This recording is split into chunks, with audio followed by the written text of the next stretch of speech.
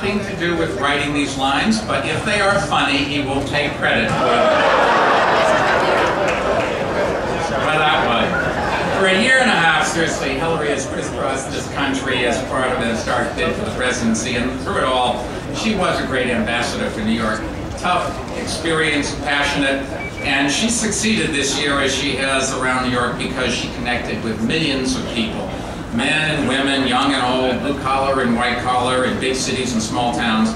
And she might have surprised a few people out there, but it's something that we in New York already knew plenty about. During her 6 years in the Senate, she's won over skeptics by delivering for this state and improving access to health care for children, to keeping our veterans' hospitals open. You know, Hillary holds the very seat in the United States Senate once occupied by giants such as Robert F. Kennedy and Daniel Patrick Moynihan, and there's no one more qualified that we could ask for. And I think, seriously, that history will record her as a giant in her own right, who carried forward the legacy of great New York leaders.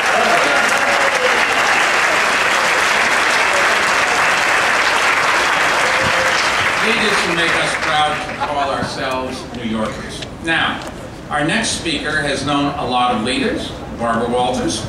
Barbara knows presidents, governors, and senators. If you read her book, she even dated a few. And I'm so glad that she is here tonight. She is not only a great friend of mine, but a woman who has broken so many barriers herself. This is a woman that every time I've ever asked anything of her to do for this city, she has jumped right to the front and done it. She is a great American, she's a great New Yorker, and I'm just so proud to tell you she's a great friend of mine, the one and only Barbara Walters.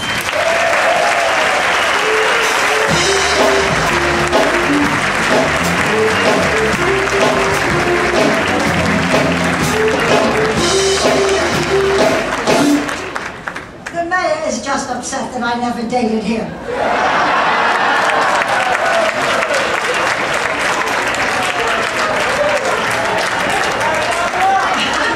The truth is that the mayor and I have been friends for many years. Before he was mayor, I'm not allowed to make political statements of any kind.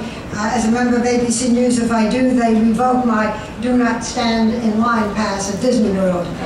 But I just wish there were a way he could run again. When the mayor asked me to talk about Senator Clinton, I really was so honored and happy to. Even as I said, I'm not going to make any political statements, but we go back quite a few years and we did many interviews together, and I think you know the regard that I have for you. Nevertheless, I'm going to talk about some of the things that we didn't say in the interviews, okay? I'll go back to 1996, when the First Lady had written a book called It Takes a Village, a book that's still in print, is it not? And a very important book. We were supposed to do an interview at the White House. It was perhaps the worst storm that they had had in generations.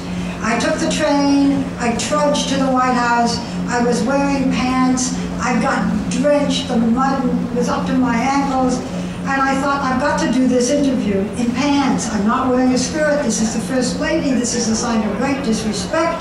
I sat down to do the interview, and down those winding steps came the First Lady in a pantsuit.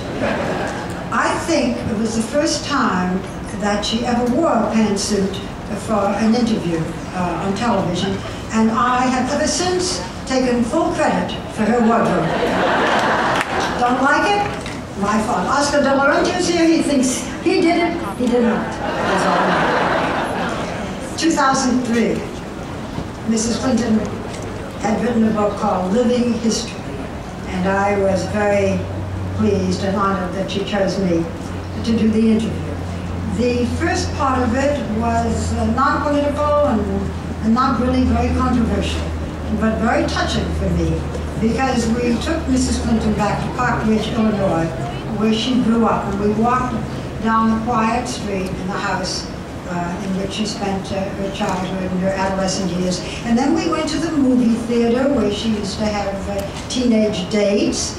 And then next door was a kind of, I don't know, pub, a salon, saloon, right? Little cafe where we had Mrs. Clinton's favorite dish, olive burgers. She loved them. I prefer mine with cheese. But we talked at that time about when she began to drift away from the family's republicanism.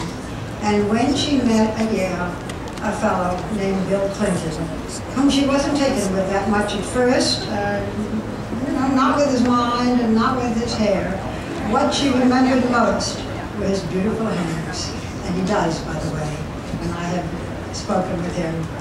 But it got to be very sweet and very vulnerable. And for me, that whole trip there was the most interesting part of our interview, leaving the politics and whatever else aside.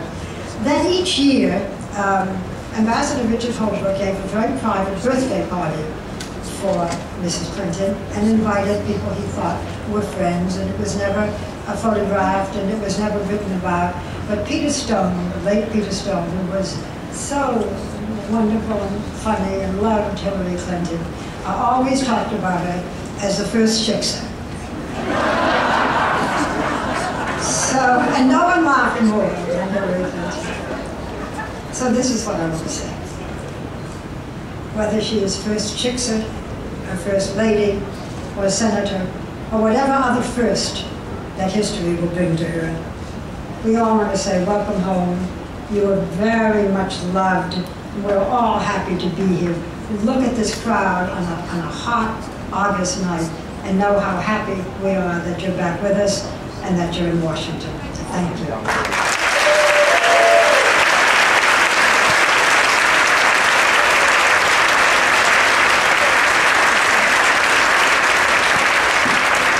We'll go someplace and get olive burgers. There's got to be someplace that serves them.